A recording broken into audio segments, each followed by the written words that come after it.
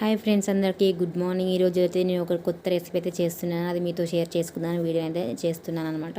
So నేనైతే ఇంతవరకు ఎప్పుడు ట్రై చేయలేదు, ఇప్పుడే ట్రై చేయడం అనమాట. చాలామంది పాలకూరతో మెంతికూరతో పరోటాస్ అని చేశారు.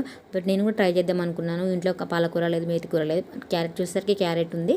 క్యారెట్ నేను అలా పొట్టు తీసేసి నేను తురుముకొని అందులో గోధుమ పిండి వేసేసి నేనైతే చపాతీ అయితే చేస్తున్నాను. ఇంతకీ క్యారెట్ చపాతీ అనాలా, క్యారెట్ పరోటా అనాలో అర్థమైతే కాలేదు. చాలా ఏం చేయాలి, రోజు చపాతీ తిని తిని తిని బోరు కొట్టిందనమాట. ఇక్కడికి వచ్చిన తర్వాత డైలీ 2 times చపాతీ అయితే తింటున్నాము. మధ్యాహ్నం అండ్ నైట్ ఖచ్చితంగా చేయాల్సింది చపాతీ. అసలు ఇక్కడికి వచ్చిన పిండి బుక్తున్నామా, చపాతీ తింటున్నామా అస్సలు అర్థమైతలేదు. బట్ చపాతీ ఎందుకైనా హెల్త్కి మంచిది అంటున్నారు కాబట్టి డైలీ 2 times అయితే చేస్తా. ఉన్నదే ఇద్దరం తోకలం కాబట్టి ఆ తోకలకి ఇద్దరికి చపాతీయే. అందులో ఖచ్చితంగా మనం తెలుగు వాళ్ళం కాబట్టి ఖచ్చితంగా రైస్ కంపల్సరీ ఉంటుంది.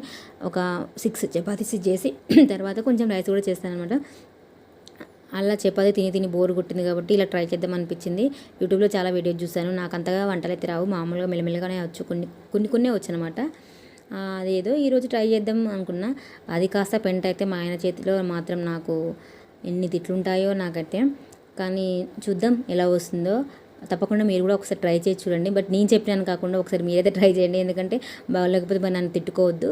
సో నేనే ఫస్ట్ టైం చేస్తున్నాను కాబట్టి బాగా వస్తుందని నాకైతే నమ్మకం ఉంది. ఎలా ఉందో నాకైతే ఉంది.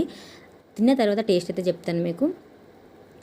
అలా 2 క్యారెట్లు అయితే తీసుకొని అలా తురుముకొని గోధుమ పిండి వేసుకొని మంచిగా కలుపుకున్నాను. ఒక 2 tables ఆయిల్ వేసి కలుపుకున్నాను అనమాట. అలా ఒక ముద్దగా చేసి పెట్టుకున్నాను.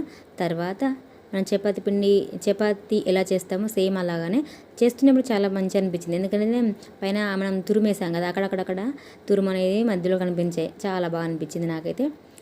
అలా చేసుకొని స్టవ్ మీద పెనం పెట్టి దాని మీద కొంచెం నెయ్యి వేసుకున్నాను అనమాట. నేను చపాతీని 2 దిక్కులా మంచిగా నెయ్యి వేసుకొని వేడిగా తింటే చాలా బాగుంది.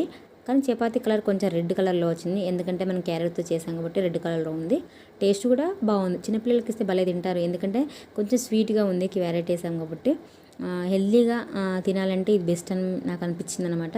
చిన్నపిల్లలు ఈజీగా తింటారు, మనం కర్రీ లేకుండా కూడా తినేసేయచ్చు, అంత బాగుందనమాట. తప్పకుండా మీరు కూడా ఒకసారి ట్రై చేసి చూడండి. బాగుంటే మళ్ళీ ట్రై చేయండి. నేను కూడా మళ్ళీ ట్రై చేస్తాను. ఇంతకు దీన్ని చపాతీ అనాలా, పరోటా అనాలో కిందనైతే కామెంట్ చేయండి. నాకైతే తెలియదు, క్యారెట్ తురిమి అలా చేశాను, ఏమంటారో కూడా తెలియదు నాకు. నేను డైలీ చపాతీ వేస్తున్నాను కాబట్టి అందులో కొంచెం క్యారెట్ వేసాను. నేను క్యారెట్ చపాతీ అని అంటున్నాను అనమాట. మీరేమంటారో కామెంట్ చేయండి. ప్లీజ్ ఒక లైక్ అయితే ఇవ్వండి. థ్యాంక్ యూ సో మచ్ అండి.